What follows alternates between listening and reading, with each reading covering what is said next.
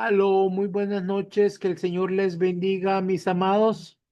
Sean bienvenidos a esta clase virtual de esta noche.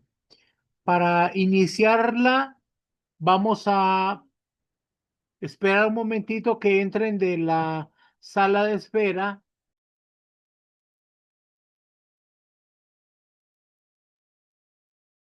para que podamos dar inicio a nuestra clase. Ahora, todos los que quieran saludar, por favor, levanta tu mano para que podamos darle el micrófono y así podamos ir conociéndonos para poder dar inicio a nuestra clase de hoy.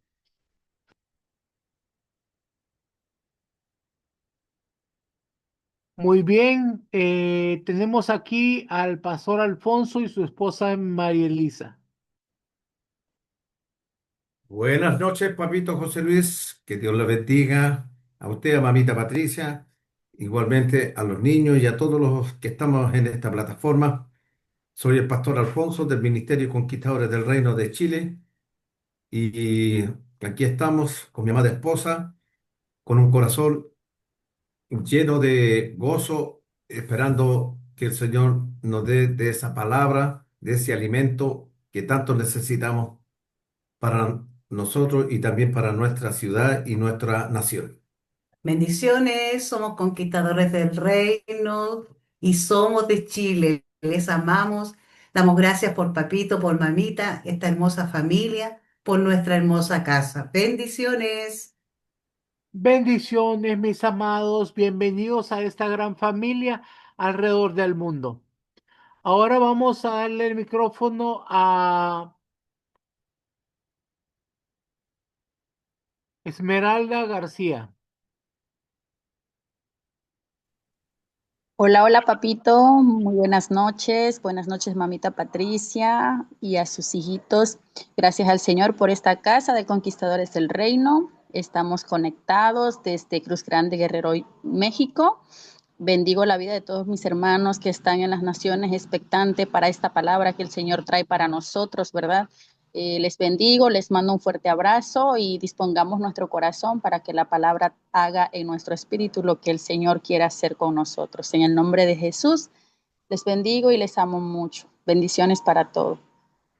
Gracias, mi niña, que el Señor te bendiga grande y abundantemente. Y bueno, entonces vamos a dar inicio a nuestra clase de hoy. Sean bienvenidos, nosotros somos el Ministerio Cristiano Conquistadores del Reino. Vamos a comenzar ahora. Nosotros nos dio una palabra el Señor cuando iniciamos el ministerio y nos pidió que preparáramos un ejército de ministros que conquistar las naciones para Cristo. Con esa visión fue fundada la Escuela de Formación Ministerial Apostólica Profética Montesión. Y ahora vamos a tener una enseñanza llamada La Habitación de Dios. Y va a estar a cargo de nuestra amada profeta Jennifer García. Bendiciones, mis amados. Qué privilegio poder estar aquí con todos ustedes esta preciosa noche. La enseñanza que me toca dar o me toca impartir este día se llama La habitación de Dios. Y para comenzar con esta enseñanza, me gustaría comenzar leyendo un texto que es Levítico 26, versículo 11 al 13, que dice de la siguiente manera: Y pondré mi morada en medio de vosotros, y mi alma no os abominará. Y andaré entre vosotros, y yo seré vuestro Dios, y vosotros seréis mi pueblo. Yo Jehová vuestro Dios, que os saqué de la tierra de Egipto, para que no fueseis sus siervos, y rompí las coyundas de vuestro yugo, y os he hecho andar con el rostro erguido. Esta palabra se la da Dios a Moisés y está hablando de las bendiciones de que ellos sean obedientes en medio de su pueblo. Y fíjese que la bendición más grande por la obediencia a Dios es de que Dios habite en nosotros. Amados, esta es una promesa de Dios para el pueblo de Israel, un pueblo que vivía en esclavitud. Pero hoy en día nosotros somos el pueblo de Dios, nosotros somos el Israel de Dios, somos los que estábamos en esclavitud y dice de que Dios rompió las coyundas de nuestro cuello, dice que quitó el yugo para que no estuviéramos más en esclavitud, para que no tuviéramos nada arraigado al mundo ni al pecado. Pero la promesa de Él no solamente es de que nos saque de la opresión para que andemos con cabeza erguida, sino que la mayor promesa es que Él andará con nosotros. La mayor promesa es que Él estará con nosotros y que vivirá en nosotros, que Él estará en medio de nosotros y que nos va a hacer su morada, que nos va a hacer que va a hacer que nosotros seamos su habitación. Esa es la promesa eterna de todos los tiempos. Eso es lo que Dios ha querido desde siempre y por la eternidad. Entonces, desde que Dios creó a Adán, el deseo de su corazón era caminar con él al aire del día y platicar con él, estar con él, hablar con él en el huerto y estar en medio de su conversación, ser el centro, porque en el centro del huerto estaba el árbol de la vida, que es Cristo. Y ese es el deseo eterno de Dios. Por eso es de que al final de los tiempos y también en el Apocalipsis dice de que en medio de la ciudad santa de Dios estará el árbol de la vida, que es Cristo, porque Él quiere ser el centro, el principio, lo primero, lo más importante, morar en el corazón del hombre, vivir en el pueblo. Y Él nos anhela celosamente, Él quiere habitar en nosotros.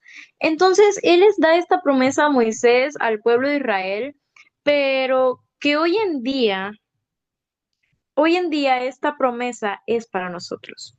Los que hemos salido de la esclavitud de Egipto, para todos los que hemos salido de esa esclavitud, esta promesa es para nosotros. ¿Cuántos aquí ya habrán salido de la esclavitud del mundo y de la esclavitud de Egipto?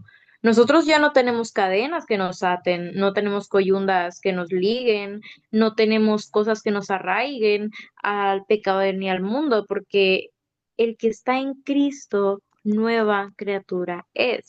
Las cosas viejas ya pasaron y todas las cosas van siendo hechas nuevas. Entonces, el que está en Cristo, que de Cristo es bautizado, de Cristo está revestido y ya el pecado y el mundo no tienen dominio sobre nosotros.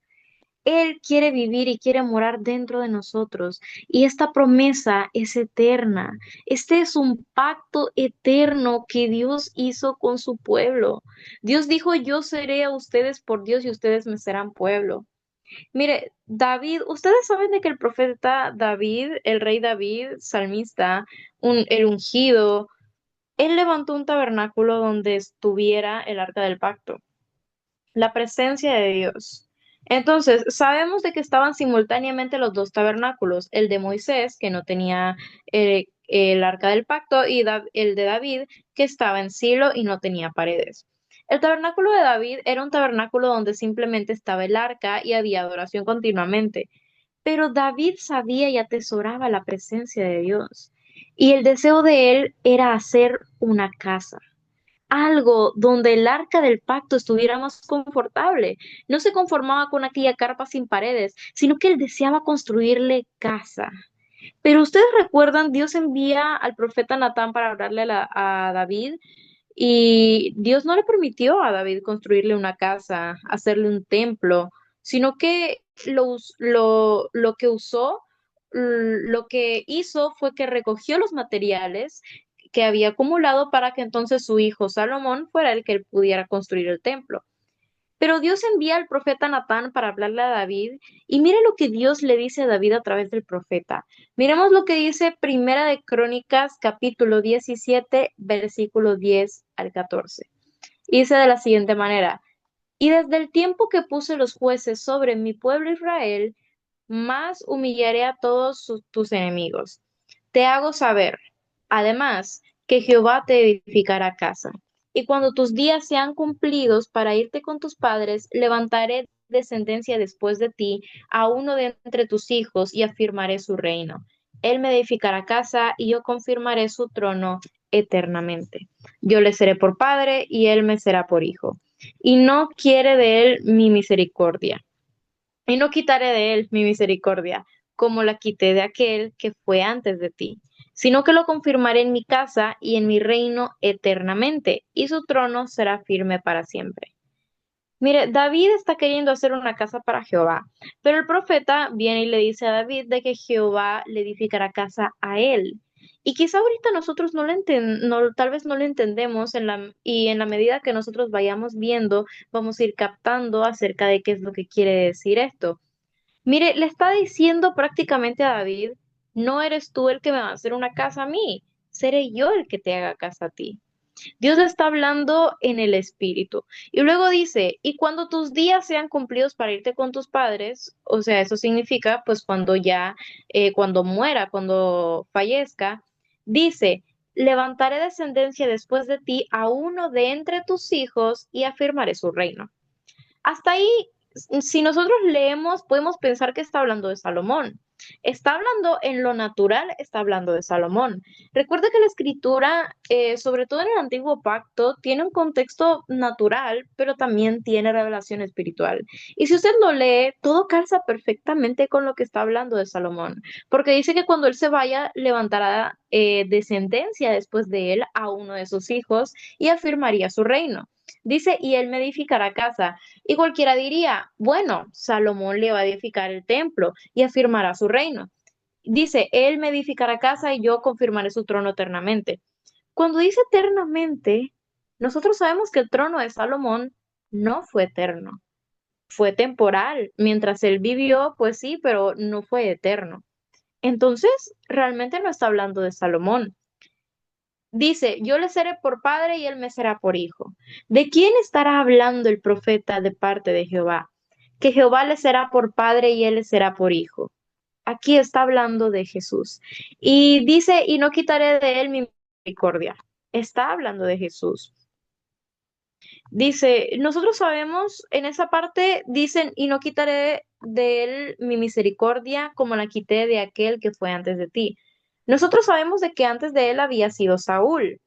Dios había quitado la misericordia de Saúl por lo que había hecho. Nosotros conocemos la historia, sabemos de que él desobedeció, que no entregó que no entregó todos los amalecitas, o sea, no mató a todos los amalecitas, sino que dejó unos cuantos, que dejó la grosura del ganado para poder ofrecer sacrificio a Jehová. Y ahí fue que Dios le dijo, me pesa haber puesto a Saúl por rey de Israel. ¿Por qué? Porque él no obedeció. O sea, Dios dijo de que lo que él no, que él le agrada más la obediencia que el sacrificio. Y entonces apartó su misericordia de Saúl. Pero aquí le está diciendo a David, no apartaré o no quitaré de él mi misericordia. O sea, está hablando de Jesús, como la quité de Saúl, sino que lo confirmaré en mi casa y en mi reino eternamente. Por esa palabra eternamente sabemos de que estaba hablando del Mesías, del escogido, sabemos que estaba hablando de Jesús, y su trono será firme para siempre, está hablando de Jesús. Pero que vean la misma cita bíblica, el mismo contexto en Segunda de Samuel. Veamos en Segunda de Samuel qué es lo que dice. Vamos a leerlo para que captemos de qué es de que esto está hablando de Jesús. Vamos a ver qué es lo que dice. Dice, y cuando tus días sean cumplidos y duermas con tus padres, yo levantaré después de ti a uno de tu linaje, el cual procederá de tus entrañas y afirmaré su reino. Él edificará casa a mi nombre, y yo afirmaré para él el trono de su reino, yo le seré a él padre, y él me será a mi hijo. Y si le hiciere mal, yo le castigaré con vara de hombres y con azotes de hijos de hombres. Pero mi misericordia no se apartará de él como la parte de Saúl, al cual quité de delante de ti, y será afirmada tu casa y tu reino para siempre delante de tu rostro, y tu trono será estable eternamente. Dice, cuando tus días sean cumplidos y duermas con tus padres, yo levantaré después de ti a uno de tu linaje. ¿Recuerdan que Jesús es del linaje de David, de la raíz de Isaí, del tronco de Isaí, de Belén, que era el padre de David? Y recuerdan de que la tribu de Judá igual que David. Ok, él era de la tribu de Judá igual que David. Entonces, el cual procederá de tus entrañas, porque era descendencia directa. O sea, dice, el cual procederá de tus entrañas. Claro, porque era de la descendencia directa. Dice, y afirmaré su trono, él edificará casa a mi nombre. Fíjese, es Jesús el que edificará casa a su nombre, no Salomón. Dice, yo afirmaré para siempre el trono de su reino. Yo le seré a él por padre y él me será hijo. Escuche bien, esto fue lo que me impresionó, lo que viene aquí. Dice, y si él hiciera mal, yo le castigaré con vara de hombres y con azote de hijos de hombres. Mire, en el verso 16 donde dice, será firmada tu casa y tu reino para siempre delante de tu rostro y tu trono será estable eternamente, no está hablando de una casa física, no está hablando de un trono físico, no está hablando de un reinado físico. Está hablando del reinado espiritual de David, que es el mismo de Jesucristo, porque Jesús es del linaje de David. Pero volviendo al verso 14, el Padre dice que si Jesús hiciera mal, lo va a castigar con vara y lo va a castigar con azotes. Y yo quiero preguntarle a usted, ¿fue castigado Jesús con azotes? Sí, fue castigado con, eh, fue castigado con azotes. Dice la escritura 40 menos 1, 39 azotes.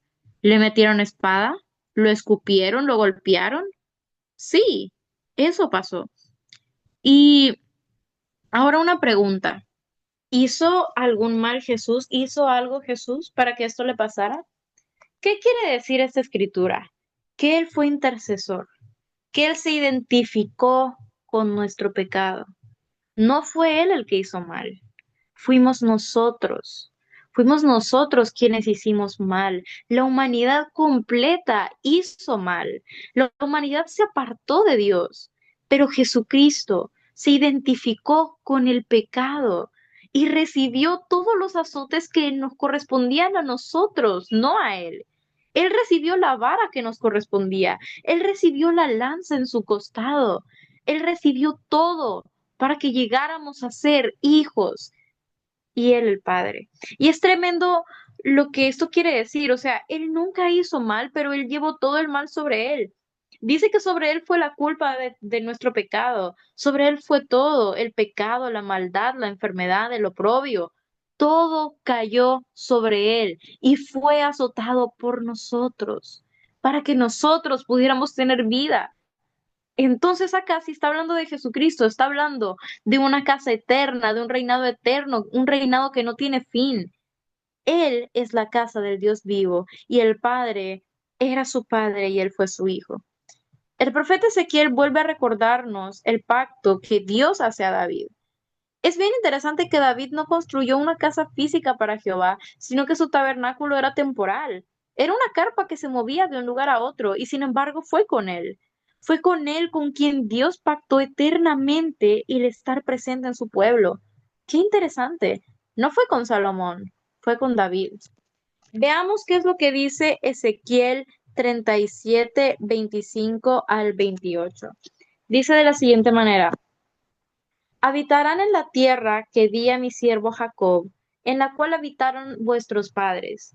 En ella habitarán ellos, sus hijos y los hijos de sus hijos para siempre. Y mi siervo David seré príncipe de ellos para siempre, y haré con ellos pacto de paz. Pacto perpetuo será con ellos. Y los estableceré y los multiplicaré, y pondré mi santuario entre ellos para siempre. Estará en medio de ellos mi tabernáculo y seré a ellos por Dios, y ellos me serán por pueblo. Y sabrán las naciones que yo Jehová santifico a Israel, estando mi santuario en medio de ellos para siempre. Dice, y mi siervo David será príncipe de ellos para siempre. Así que está hablando del linaje de David. Está hablando de Jesús, que será el príncipe de los pastores para siempre. David era un pastor, pero Jesús es el príncipe de los pastores. Él será príncipe, hijo del rey para siempre. Y dice, y haré con ellos, con el pueblo, pacto de paz perpetuo. Es lo mismo que eterno. Entonces, es lo mismo para siempre, para la eternidad. O sea, será con ellos y los estableceré y los multiplicaré. Eso es para nosotros los hijos de Dios. La parte que dice de que seré con ellos, los estableceré y los multiplicaré, esa parte es para nosotros. Luego, y pondré mi santuario entre ellos para siempre. Ok, amados, su santuario, su morada, su habitación, dice que sería puesto en medio de su pueblo para siempre. Estará en medio de ellos mi tabernáculo y seré a ellos por Dios. A nosotros, a la humanidad, aunque en el principio era para el pueblo de Israel, pero como los suyos no le recibieron, a todos los que creyeron en su nombre se les dio la facultad o se les dio la potestad de ser hechos hijos de Dios. Entonces la promesa nos abarca a todos los que hemos creído y toda esta palabra entonces se extiende no solamente para la nación de Israel, sino para todos los que somos israelitas de corazón. Es para nosotros. Estará en medio de ellos mi tabernáculo, dice, y seré a ellos por Dios, y ellos me serán por pueblo, y sabrán las naciones que yo Jehová santifico a Israel, estando mi santuario en medio de ellos para siempre. Este es un pacto eterno y perpetuo. ¿Cómo sabrán las naciones que Jehová es nuestro Padre? Porque su santuario, su habitación y su morada está con nosotros para siempre. Es una promesa eterna, no por un día, no como el tabernáculo de Moisés, como el arca del pacto estuvo y después fue quitada, no un arca que se pueden llevar los filisteos, no un arca que tienen que estarla llevando y recuperando su presencia, no, su presencia es eterna. Así lo ha prometido Él, porque la presencia de Dios ya no está en una caja recargada en hombro de levita. Su presencia ahora está en el corazón del hombre y nosotros la cargamos dentro de nosotros. Por eso es eterno, porque el espíritu del hombre es eterno. David en Salmos 85 profetiza de la venida de Jesús. David entendió el pacto. David recibió la revelación. David sabía que se estaba hablando de qué es lo que se estaba hablando cuando le dijeron que Jehová le edificaría casa. David sabía y entendía lo que eran sus moradas. Él supo, aun cuando su embrión estuvo en el vientre de su madre, él podía saber que Dios mismo lo había visto. David sabía cuando su espíritu estuvo en el mismo trono de Dios para ser enseñado. David entendía lo que otros no entendían. Él tuvo revelación del Espíritu Santo. Mire lo que dice Salmos 85, 9 al 13. Y dice, ciertamente cercana está su salvación a los que le temen, para que habite la gloria en nuestra tierra. La misericordia y la verdad se encontraron, la justicia y la paz se besaron. La verdad brotará de la tierra, y la justicia mirará desde los cielos. Jehová dará también el bien, y nuestra tierra dará su fruto. La justicia irá delante de él, y sus pasos nos pondrá por camino. David tuvo la revelación de qué es la gloria de Jehová. Mire, muchos hablan de la gloria de Jehová, muchos cantan la gloria de Jehová, muchos tratan de definir la gloria de Jehová y dicen de que fue cuando la luz llenó el templo y cuando Isaías tuvo una visión y que los ángeles, pero David tuvo la revelación exacta de cuál es la gloria de Jehová. Cuando la salvación Jesucristo, el que vino para salvarnos, llene toda la tierra de salvación. Cuando la humanidad reconozca que Jesucristo es el Señor y la salvación, llene la casa, entonces la gloria de Jehová llenará la casa. David está hablando de que la gloria de Jehová llenará la tierra y lo profetizamos. Y Habacuc lo profetiza, que la gloria de Jehová llenará la tierra como las aguas cubren la mar. Está hablando de salvación, amados. Aquí David está profetizando la venida de Jesucristo, porque en ningún otro hay salvación si no es a través de Jesucristo. Dice, ciertamente cercana está su salvación a los que le temen, para que habite la gloria en nuestra tierra. La gloria de Dios es salvación en la tierra. Cuando los hombres temerosos de Jehová se rinden y reciben la salvación por creer en el nombre de Jesucristo, la gloria comienza a llenar la casa y luego la tierra. Dice, la misericordia y la verdad se encontraron.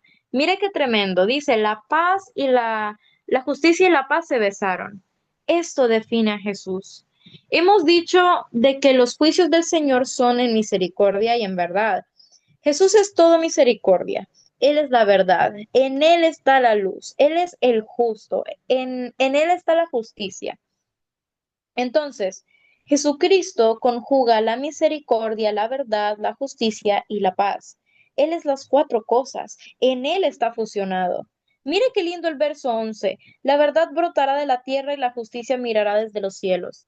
Amados míos, la verdad que brota de la tierra es la humanidad de Cristo. Cristo vino a la tierra como hombre. Esa es la verdad misma. La verdad hecho hombre. Eso era Jesús, todo hombre, pero dice de que la justicia mira desde los cielos, el justo, el perfecto, el santo, porque ningún hombre podía hacerlo, ningún justo ni perfecto, ninguno, porque todos fallaron, pero por la gracia de Dios, Jesucristo, la justicia, miró desde los cielos y en Jesús se conjugan o se acercan el cielo y la tierra. Jesucristo vino para acercar el cielo con la tierra. La verdad brota de la tierra y la justicia mira desde los cielos, porque Él era todo Dios y todo hombre. En, en Él se conjuga la humanidad y la divinidad. Él era Dios porque el Espíritu Santo lo engendró en el vientre de María. Lo engendró en el vientre de María sin que hubiera esperma de hombre. Él era Dios, pero era todo hombre, porque María lo engendró ahí en su vientre y tenía la humanidad de María, pero él era todo Dios, aunque también era todo hombre. En él estaban las dos cosas fusionadas. En él se besaron el cielo y la tierra. Jehová dará también el bien y nuestra tierra dará su fruto. La justicia irá delante de él y sus pasos nos pondrá por camino. Ok, dice esto que Jesús encaminó sus pasos al Calvario y después de la resurrección ascendió al cielo, pero sus pasos nos los dejó para que nosotros camináramos sobre sus pisadas, porque el que sigue su camino y el que sigue sus pasos, por torpe que sea, no se extraviará. Él nos dejó un modelo, nos dejó una manera de andar, una forma de caminar. Él es el camino al Padre para que nosotros andemos sobre su camino, sobre sus huellas, en el mismo caminar, siguiéndole a Él. Por eso no podemos ni debemos hacer nada que esté alejado de lo que Jesucristo hizo como modelo para nosotros. E iba al Padre. Ese es nuestro destino, el volver al corazón del Padre. Entonces David tuvo la revelación de lo que era ser la morada de Dios. Él supo que la habitación eterna de Dios en la tierra sería Jesucristo cuando viniera Él, y él entendió. Por eso dice, cercana está su salvación. ¿Pero para qué? Para que habitara la gloria en nuestra tierra. La gloria del Padre pudo habitar a través de la persona de Jesucristo en medio de los hombres. Jesucristo fue la habitación de Dios. Por eso se le llamó Emmanuel, Dios con nosotros. Entonces, en él, en el Salvador, estaba la presencia de Dios mismo, la presencia de Dios mismo habitando en la tierra a través de la persona de Jesús. Entonces lo podemos constatar en Juan capítulo 1, versículo 14, que dice, y aquel verbo fue hecho carne y habitó entre nosotros, y vimos su gloria, gloria como del un unigénito del Padre, lleno de gracia y de verdad. El Espíritu mismo de Dios fue hecho carne en el vientre de María y habitó entre nosotros y vimos su gloria. Este es el cumplimiento del salmo que acabamos de leer. Vimos su gloria, gloria como del unigénito del Padre, lleno de gracia y de verdad. El verbo de Dios, la palabra de Dios, fue hecho carne en el vientre de María para poder habitar entre nosotros. Anduvo en medio de los pecadores, anduvo en medio de la multitud, en medio de los discípulos, habitó como hombre normal en medio de todos nosotros. Él fue la morada y la habitación de Dios mismo, mientras estuvo con un cuerpo físico aquí en la tierra. Durante el ministerio de Jesús y durante los 33 años que él estuvo en la tierra, la gloria de Dios habitaba y moraba en la tierra a través del cuerpo de la persona de Jesús. Dentro de él estaba la gloria del Padre y él estaba habitando en medio de toda la humanidad. Recuerdo cuando le decían a Jesús o lo acusaban porque lo acusaban por lo de que le decían, ¿por qué dices de que puedes levantar el templo en 3 días? Los de aquel tiempo pensaban que estaba hablando de un templo físico, que estaba hablando de algo físico que estaba en Jerusalén. Jesús no estaba hablando del templo físico, porque Jesús como hijo de Dios sabía perfectamente que cuando Él resucitara, la presencia de Dios no estaría más en un templo físico. Jesús sabía, aún en ese tiempo, la presencia de Dios estaba en Él. Él era el templo de Dios viviente. Jesús sabía que donde quiera que Él fuera, el templo iba y Dios iba.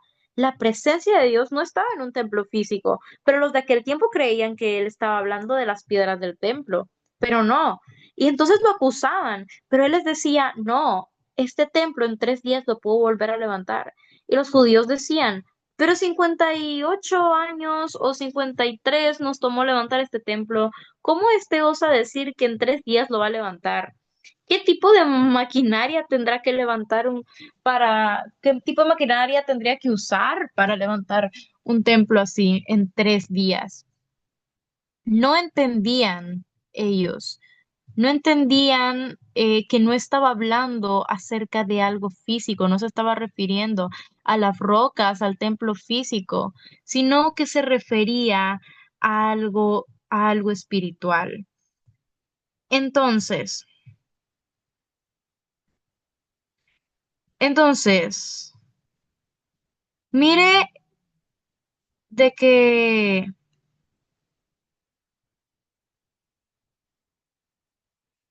mire lo que dice en Salmos 85 9 al 13. Dice, ciertamente, no, discúlpeme, no era ese texto.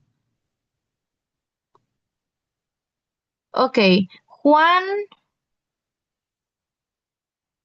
pues discúlpeme, Mateo 27, versículo 39 al 40. Dice de la siguiente manera. Y los que pasaban le injuriaban, meneando la cabeza y diciendo, tú que derribas el templo y en 3 días lo reedificas, sálvate a ti mismo, si eres hijo de Dios, desciende de la cruz. Mire qué ignorantes. Si él tenía que cumplir la escritura, él tenía salvación y él era la salvación. Él no necesitaba salvarse de la muerte física, porque si él quizás se hubiese salvado de la muerte física, toda la humanidad no hubiese tenido salvación. Él conocía ya su destino, él sabía su encomienda, él sabía que ese cuerpo mortal podía pudrirse ahí. Ese cuerpo mortal podían enterrarlo, pero él sabía que iba a resucitar, pero su cuerpo sería glorificado, sería un cuerpo incorruptible. Jesús sabía que su muerte era nada más el cumplimiento y la cercanía para la redención de toda la humanidad, porque ninguno de nosotros podría ser salvo si Él no hubiese ido a la cruz, y si Él no hubiese muerto, nosotros no tendríamos esa salvación y vida eterna, y entonces Él no hubiese levantado el templo espiritual. El asunto es de que Dios siempre debe tener su morada en medio de nosotros o su morada en la tierra. Así que Jesús, por supuesto, no les hacía caso, pero nosotros ya sabemos de que Él resucitó con un cuerpo glorificado, que era el templo de Dios vivo. Mira lo que dice Hebreos capítulo 8, versículo 1 al 2. Ahora bien, el punto principal de los que hemos venido diciendo es que tenemos tal sumo sacerdote, el cual se sentó a la diestra del trono de la majestad en los cielos, ministro del santuario y de aquel verdadero tabernáculo que levantó el Señor y no el hombre. ¿Quién es el sumo sacerdote del nuevo pacto? Jesucristo, el cual se sentó a la diestra del trono de la majestad de los cielos, ministro del santuario y de aquel verdadero tabernáculo que levantó el Señor y no de hombre. Amados, esto es tremendo. Lo que nos está diciendo es que el tabernáculo que tuvo Moisés, el tabernáculo que tuvo David solamente eran sombra y figura del verdadero tabernáculo que habría de venir. Aquellos tabernáculos solamente eran señal, fotografía, algo gráfico visible de lo que habría de venir. Aquellos tabernáculos no podían ser permanentes ni podían ser eternos. Solo podían estar ahí un tiempo.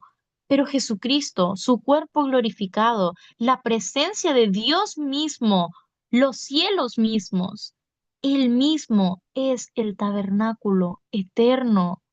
el verdadero, en el cual habita toda la deidad de Dios, la presencia de Dios mismo.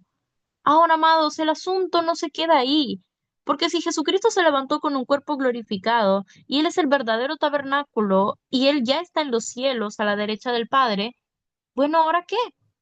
Si Dios sigue queriendo morar en medio de su pueblo, Dios sigue queriendo habitar con el hombre. Amados, yo no sé si ustedes pueden captar la profundidad de estos. La gloria de Dios moró en Cristo, en el cuerpo físico de Cristo, y ese cuerpo que Jesús anduvo en la tierra también era temporal, porque todavía no era glorificado, era algo terrenal. Cuando él anduvo con los discípulos, con la multitud, su cuerpo, ese que andaba, era temporal, y él tenía que irse, pero tenía que venir, enviar al Espíritu Santo para que viniera a morar. Y ahora fíjese, ya no para andar con nosotros como Jesús, así como Jesús anduvo con toda la humanidad, sino que es algo más profundo. Ahora nosotros somos el tabernáculo, ahora nosotros somos el templo, Él mora dentro de nosotros. Mis amados, esto es algo tremendo. Muchos dicen de que hubieran querido estar con Pedro, con Juan, Mateo, Marcos, Lucas, si miraban a Jesús y platicaban con él y miraban la gloria de Dios, pero no podían tenerla dentro de ellos. Pero tú y yo sí podemos tener la gloria del Dios vivo dentro de nosotros, porque el Espíritu Santo de Dios vino a morar a nosotros. Mis amados, eso es algo tremendo. Ahora todos hablan de que Jesús se humilló a lo sumo y que dejó el trono y dejó la deidad para venir y hacerse hombre y habitar en nosotros. Pero nadie nos habla de que el Espíritu Santo también se humilló, porque Él, estando en la santidad del Padre, fue desprendido de la plenitud de la gloria, de la hermosura de Dios, y se humilló para venir a morar en un cuerpo corruptible. Vino el Espíritu Santo a vivir dentro de usted y de mí. El Espíritu Santo también se humilló al máximo. Dejó de vivir en el Padre, que es todo santo y todopoderoso, para venir a vivir en su cuerpo y en mi cuerpo corruptible, pecando nosotros todavía, y el Espíritu Santo tan puro, tan santo, que podía haberse quedado ya en la santidad de Dios, pero se humilló. Miró Dios desde los cielos a la tierra. Se humilló Dios y envió su propia esencia, su propio Espíritu Santo, para que viniera en un cuerpo corruptible, para santificarlo y prepararnos para hacer la morada eterna del Dios vivo. Yo no sé si usted está logrando entender lo maravilloso que es esto. Porque mire, ¿por qué dice la Biblia que el Espíritu Santo se contrista? Si el Espíritu Santo es Dios y es santo, ¿por qué se contrista si en Dios solamente hay gozo? ¿Sabe por qué? Porque el Espíritu Santo es una persona santa y divina, pero se pone triste porque seguimos pecando y porque no le hemos dado al Espíritu Santo la habitación y la morada que Él se merece. Mire, cuando el Espíritu Santo estaba en el cuerpo de Jesús, cuando el Espíritu Santo vino al vientre de María y engendró a Jesús, Él estaba bien, porque Jesús era obediente y no pecaba, pero el Espíritu Santo se ha humillado más todavía, porque ha venido a vivir dentro de nosotros, que seguimos pecando y seguimos pecando y seguimos llevando al Espíritu Santo a lugares donde Él no está acostumbrado a vivir ni a entrar. Él, que es santo, que vivía en la plenitud de la santidad del Padre, ahora viene en nosotros y lo llevamos como cualquier cosa, donde se hablan malas palabras, donde se está viendo pornografía, y el Espíritu Santo dentro de nosotros se contrista, se pone triste y quisiera estar en la presencia del Padre donde no hay pecado, pero se humilló para santificarnos a nosotros y para que Dios tuviera una habitación eterna. Mis amados, esto es algo que yo no sé si usted es capaz de comprender, si usted está entendiendo realmente lo que significa esto. Yo le pido a Dios que traiga revelación a cada corazón de lo que significa verdaderamente ser morada del Espíritu Santo, porque es fácil decir, sí tenemos al Espíritu Santo dentro, pero ser consciente realmente de lo que significa ser morada del Espíritu Santo, templo del Espíritu Santo de Dios, que vivía en la santidad y que se humilló para morar en nosotros. Acompáñeme a ver qué es lo que dice Juan capítulo 14, versículo 17 al 18, que dice de la siguiente manera: El Espíritu de verdad, al cual el mundo no puede recibir, porque no le ve, no le conoce, y estará en vosotros. No os dejaré huérfanos, vendré a vosotros. Aquí está Jesús hablando a los discípulos. Aquí les está diciendo del Espíritu Santo, les dice de que el mundo no le puede recibir porque no le ve y que no le conoce. Y dice, pero vosotros le conocéis porque mora con vosotros.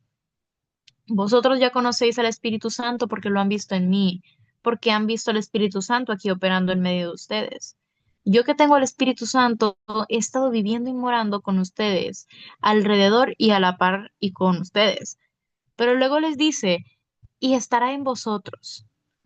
Ha estado viviendo con ustedes, pero ahora vendrá y entonces estará en ustedes, no solo con ustedes, no morando alrededor de ustedes, no como compañeros de casa, sino que estará dentro de ustedes y ustedes serán casa, serán la habitación. Dice, no os dejaré huérfanos, el Espíritu de Dios viniendo a nosotros. Mire, segunda de Corintios capítulo 6, versículo 14 al 18 dice, no os unáis en yugo desigual con los incrédulos, porque ¿qué compañerismo tiene la justicia con la injusticia? ¿Y con, qué concor- qué con injusticia? ¿Y qué concordia Cristo con la Belial? ¿O qué parte el creyente con el incrédulo? ¿Y qué acuerdo hay entre el templo de Dios y los ídolos? Porque vosotros sois el templo de Dios viviente. Como Dios dijo, habitaré y andaré entre ellos, y seré su Dios, y ellos serán mi pueblo. Por lo cual salid de en medio de ellos y apartaos, dice el Señor, y no toquéis lo inmundo, y yo os recibiré, y seré para vosotros padre, y vosotros me seréis hijos e hijas, dice el Señor Todopoderoso. Dice, vosotros sois el templo del Dios viviente. Les digo a ustedes, conquistadores del reino, no solo a los corintios, sino a ustedes. Vosotros sois el templo del Dios viviente. Por tanto, no tengan comunión con los incrédulos. Por tanto, no se unan en yugo desigual. Dejen de estar entrando en armonía con el que no cree, con el que dice palabras maledicientes, con el que habla cosas que no debe, con el que ve pornografía, con el que comete adulterio, con el que comete fornicación. No pueden tener comunión porque vosotros sois el templo del Dios viviente. Cuidemos, mis amados, el templo, porque Dios mismo, el Espíritu Santo, vive dentro de nosotros. Podemos tener cualquier excusa, pero la palabra de Dios nos manda a no tener comunión. Usted puede hablarle al incrédulo, usted puede hablarle de Cristo, pero tener comunión es más que eso. Y aquí está hablando particularmente de unirse en yugo desigual, está hablando de relaciones de personas que son el templo del Espíritu Santo y que andan en noviazgo o se casan o tienen relación íntima con alguien que no es el templo del Espíritu Santo. Y eso es tan común hoy en día, muchachos y muchachas que se cansan de esperar y dicen, bueno, como de las muchachas de la iglesia, ya no me gusta ninguna, pues entonces voy a ir a buscar una al mundo y tal vez la convierto. Hay muchos cristianos que creen que pueden convertir a la pareja. Se sienten atraídos por personas que no son de la iglesia, pero la palabra es tan clara. Dice, no os unáis en yugo desigual, porque vosotros sois el templo del Dios viviente. Como Dios dijo, amados, dijo Dios, amados, habitaré y andaré entre ellos y seré su Dios y ellos serán mi pueblo.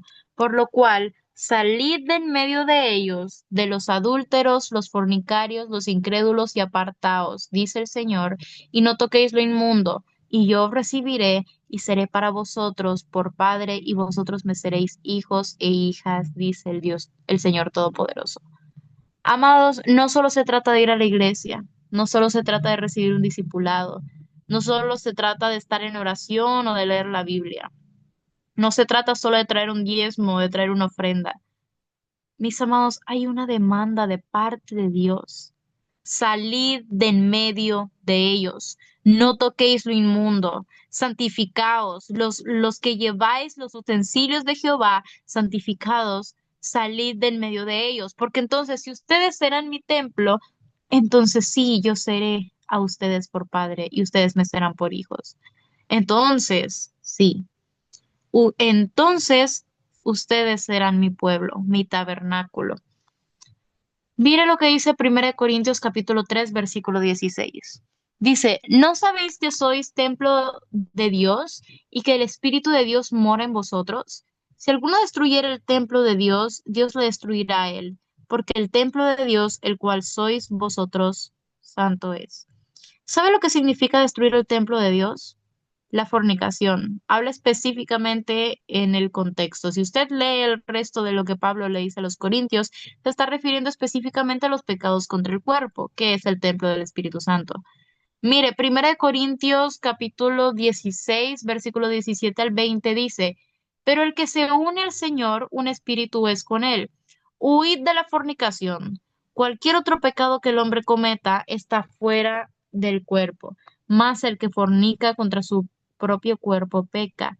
¿O ignoráis que vuestro cuerpo es templo del Espíritu Santo, el cual está en vosotros, el cual tenéis de Dios y que no sois vuestros? Porque habéis sido comprados por precio. Glorificad pues a Dios en vuestro cuerpo y vuestro espíritu, los cuales son de Dios. Está hablando de hombres que tienen relaciones sexuales con prostitutas, que cuando hay una relación sexual hay una unidad y una ligadura de espíritu y de alma, y que tiene que ser cortado para ser limpiado. Porque si no, esa persona, aunque se haya arrepentido, la ligadura pues ahí queda, y esa relación le sigue jalando, le sigue atrayendo. Y por eso es de que Pablo dijo, en ese contexto, pues habló de eso. Pero dice de que el que se une al Señor, en contraste de aquel que se une a una ramera, un espíritu es con él. Aquí habla de unidad. El cuerpo no es menos importante que el espíritu.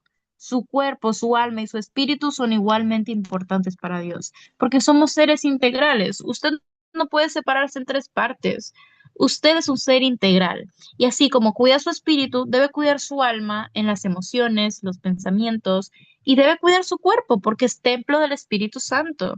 Y el pecado de fornicación o de adulterio no solamente es consumar el acto, es desde el momento en que lo piensa, desde el momento que lo desea, en el momento que desea a alguien que tal vez no es su esposo o su esposa. Es va en ese momento, no tiene que ser solamente en el acto, sino antes de eso ya se considera pecado. Usted está fornicando o adulterando según sea el caso. Puede ser, según sea el caso, sea soltero, casado, etcétera. Pero con solo desear con sus ojos, con solo pararse en la televisión mientras cambia los canales y aparecen muchas cosas y quedarse viendo y deseando, todo eso tiene que ver con estos pecados y usted está contristando el Espíritu Santo. Ahí usted está contristando el Espíritu Santo, está contristando a Dios, el Dios grande, el creador de la tierra, el todopoderoso, que le ama y que quiere tener una comunión con usted y se pone triste porque usted está contaminando su cuerpo, sus ojos, su mente y sus pensamientos. Mire, la palabra es clara. Hemos sido comprados por precio de sangre. En el último tiempo hay una morada eterna, pero si nosotros queremos habitar en la morada celestial y eterna, nosotros tenemos de que ser nosotros la morada para Dios.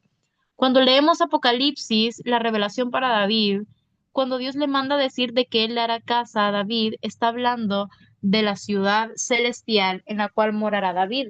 Pero nosotros también somos llamados a ser parte de esa morada, la nueva Jerusalén, la nación santa de Dios. Somos nosotros los templos, las casas del Dios viviente. Es una ciudad santa que desciende del cielo y yo oro que el Espíritu de Dios nos revele. Mira lo que dice Apocalipsis capítulo 21, versículo 1 al 4. Dice, vi un cielo nuevo y una tierra nueva, porque el primer cielo y la primera tierra pasaron, y el mar ya no existía más.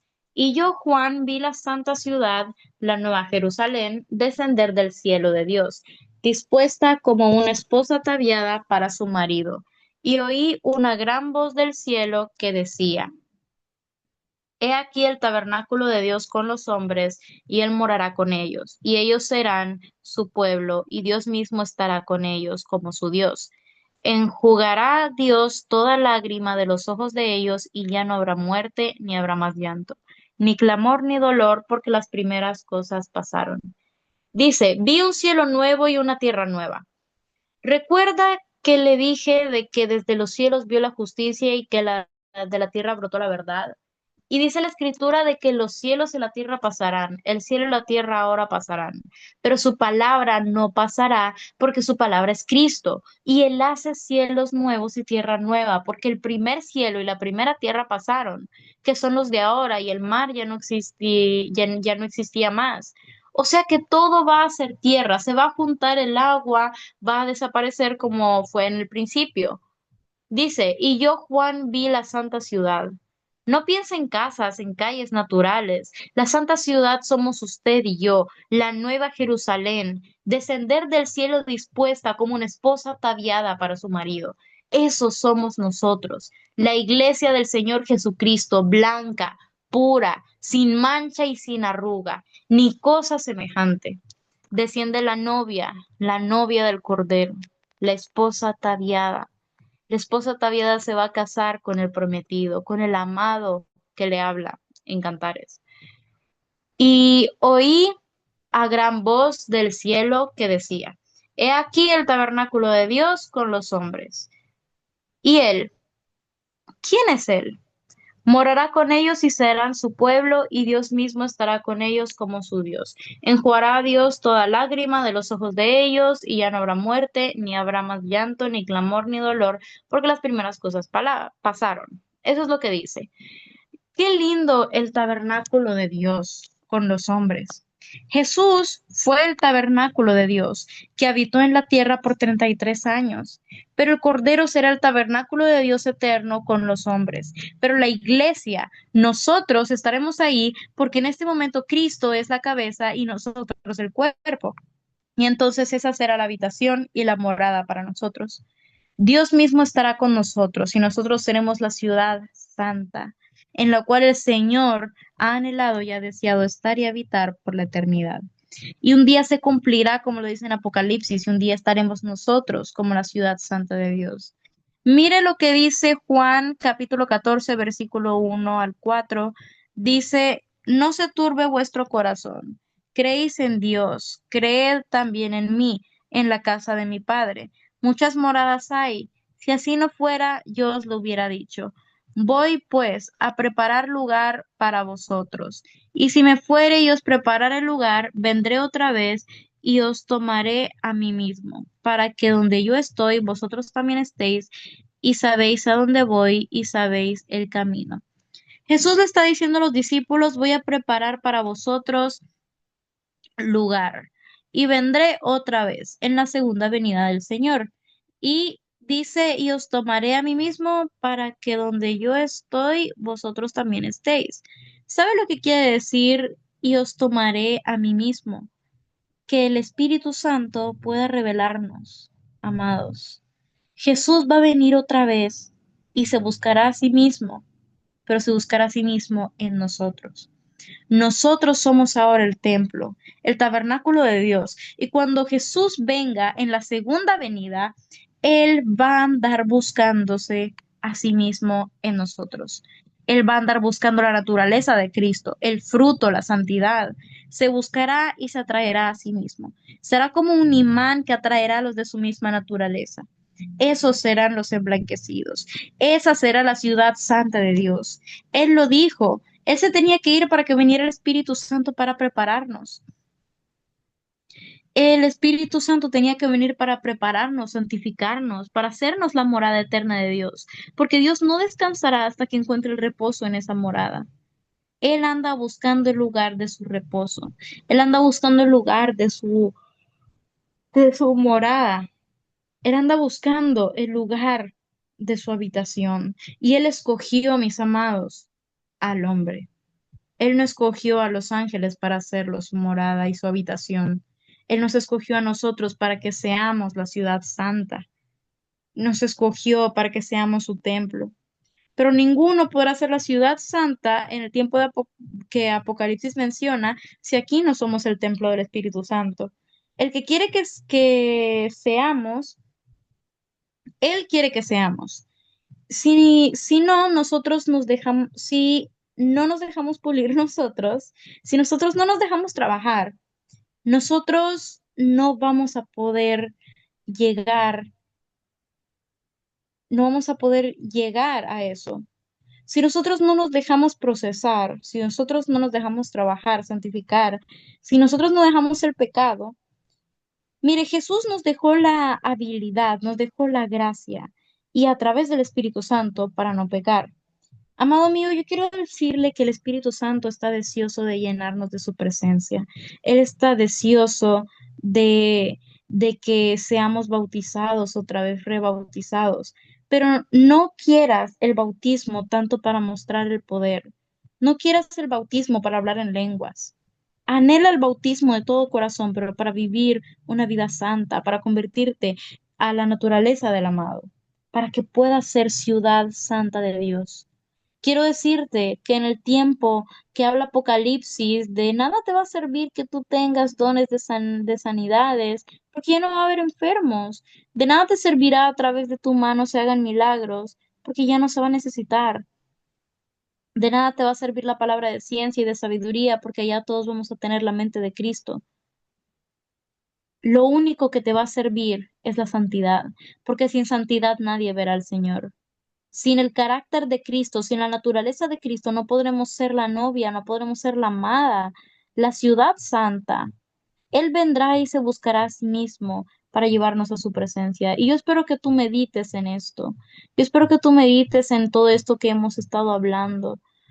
Todos están hablando muchas veces de prosperidad, dinero, posiciones de autoridad, de muchas cosas, pero han dejado hablar de la santidad. Y las iglesias van a permanecer, las que van a permanecer son aquellas que comiencen otra vez a hablar de la santidad. La necesidad de ser los templos del Dios viviente, porque Dios sigue buscando el lugar de su reposo y de su habitación. Y hay muchas iglesias, hay muchas congregaciones en todas partes del mundo que tienen miles de personas con grandes edificios y programas y muchas cosas buenas. Pero el Espíritu Santo de Dios no está en un lugar físico. ¿Sabe lo que producirá el avivamiento en nuestras ciudades? Que la iglesia vuelva a clamar por la santidad, que la iglesia vuelva a clamar para ser un pueblo consagrado, apartado para Él, donde el Espíritu Santo pueda habitar. Usted puede discernir cuando una persona santa se para en un púlpito. Usted puede sentir algo que le envuelve como una cobertura, como una protección, como algo que destila y que emana de las personas. ¿Sabe? Yo puedo imaginarme cómo era Jesús, la santidad que él emanaba. ¿Por qué se iban detrás de él? ¿Por qué todos querían seguirle? Había carisma, pero había la santidad. La santidad en él daba seguridad. Y esa es la iglesia que el Señor está buscando. Una iglesia en santidad.